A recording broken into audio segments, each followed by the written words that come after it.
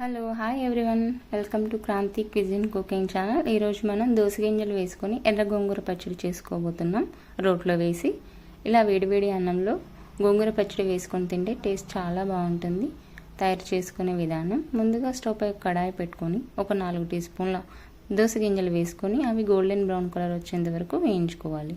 అదే ప్యాన్లో 2 టీ స్పూన్ల ఆయిల్ వేసుకొని పావు టీ స్పూన్ జీలకర్ర వేసుకొని అది గోల్డెన్ బ్రౌన్ కలర్ వచ్చేంత వరకు వేయించుకోవాలి.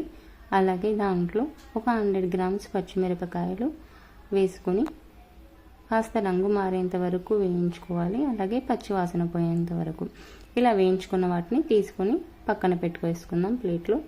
ఇప్పుడు అదే ప్యాన్లో 2 టీ స్పూన్ల ఆయిల్ వేసుకొని 2 కట్టల గోంగూర వేసుకొని ఇది మగ్గేంత వరకు వేయించుకోవాలి. ఇది వేగడానికి ఎక్కువ సమయం ఏం పట్టదు, త్వరగానే వేగిపోతుంది. ఇలా మెత్తగా అయిన తర్వాత దీన్ని పక్కన పెట్టేసుకుందాం. ఇప్పుడు రోట్లో దోస గింజలు వేసుకొని అవి మెత్తగా అయ్యేంత వరకు దంచుకోవాలి.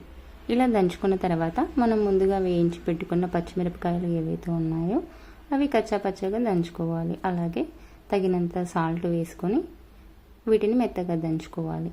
ఇలా దంచుకున్న తర్వాత 10 ఎల్లుల్లిపాయలు వేసుకొని వాటిని కచ్చాపచ్చగా దంచుకోవాలి. ఇప్పుడు మనం ముందుగా ఏదైతే గోంగూర ఉడికించి పెట్టుకున్నామో దాన్ని కూడా వేసుకొని ఒక 2 నిమిషాల పాటు దంచుకోవాలి. కాస్త పసుపు వేసుకొని ఇలా అయిన తర్వాత మనం పోపుకి సిద్ధం చేసుకుందాం.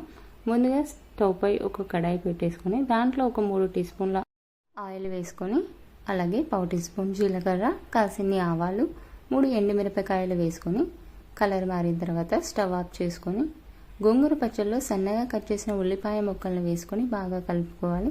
అలాగే మనం ముందుగా రెడీ చేసి పెట్టుకున్న పోపు కూడా వేసుకొని కలిపేసుకుంటే ఎంతో రుచికరమైన గోంగూర పచ్చడి రెడీ అయిపోయింది. Thanks for watching. వీడియో కనుక మీకు నచ్చినట్లయితే లైక్ అండ్ సబ్స్క్రైబ్ చేయండి. ఇంగ్రీడియంట్స్ డిస్క్రిప్షన్లో ఉన్నాయి, చెక్ చేయండి.